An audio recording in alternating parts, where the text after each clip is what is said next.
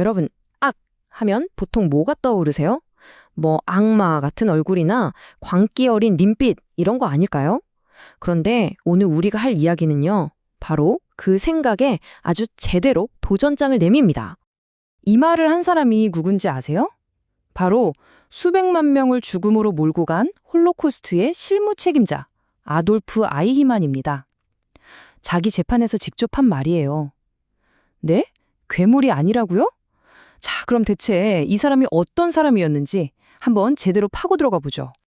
그래서 오늘 우리는 철학자 한나 아렌트의 시선을 따라서요, 역사상 최악의 범죄를 저지른 이 남자의 마음속을 한번 들여다볼 겁니다. 그리고 악의 평범성이라는 정말 충격적인 개념에 대해서 이야기해 볼 거예요. 자, 첫 번째 이야기입니다. 끔찍할 정도로 평범한 남자. 이 이야기의 중심 인물, 아돌프 아이히만. 대체 어떤 사람이었을까요? 진짜 놀랍게도요, 그냥 정말 끔찍할 정도로 평범한 남자였습니다. 네, 아돌프 아이히만. 공식 직함은 나치 친위대, 그러니까 SS 장교였죠. 그가 맡은 일이 뭐였냐면요.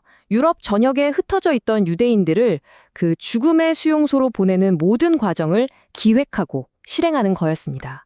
한마디로 홀로코스트의 물류 담당자였던 셈이죠. 그가 처리한 서류 한 장, 전화 한 통, 그리고 그가 맞춘 기차 시간표 때문에 목숨을 잃은 사람이 바로 이만큼입니다. 600만 명. 정말 인류 역사상 이런 끔찍한 범죄는 찾아보기가 힘들죠. 그런데요, 진짜 소름 돋는 건 이제부터입니다. 재판 전에 정신과 의사 6명이 아이히만을 진단했거든요. 근데 결론이 뭔지 아세요? 만장일치로 정상이었습니다. 정상. 심지어 어떤 성직자는 그를 보고 아주 긍정적인 사람이라고까지 했대요. 그러니까 무슨 광신도나 사이코패스가 아니라 그냥 우리 주변에서 볼 수 있는 그런 평범한 사람이었다는 거죠.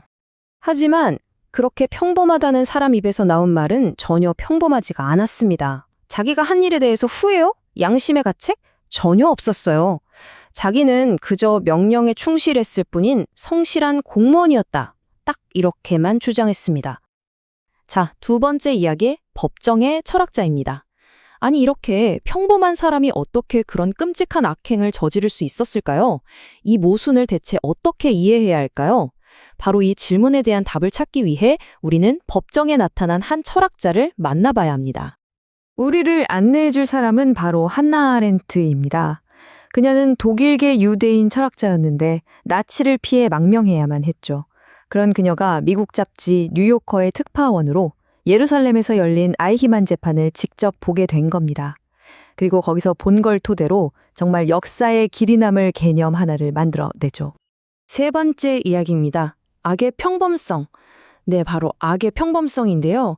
이 개념이 세상에 나오자마자 정말 어마어마한 논쟁을 불러일으켰습니다. 그럼 대체 악의 평범성이 뭘까요?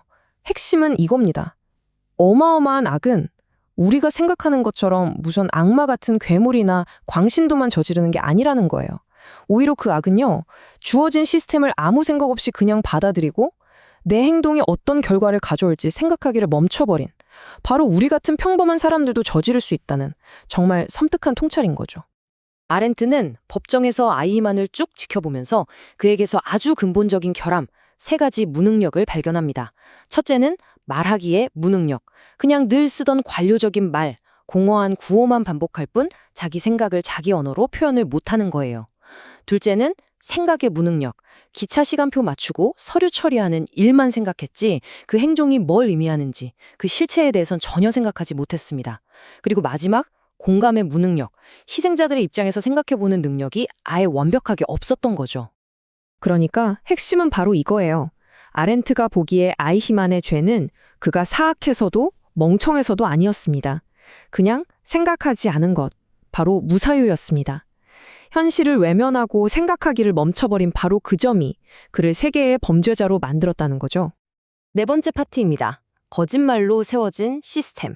아니 근데 어떻게 사람이 이렇게까지 생각하지 않을 수가 있었을까요?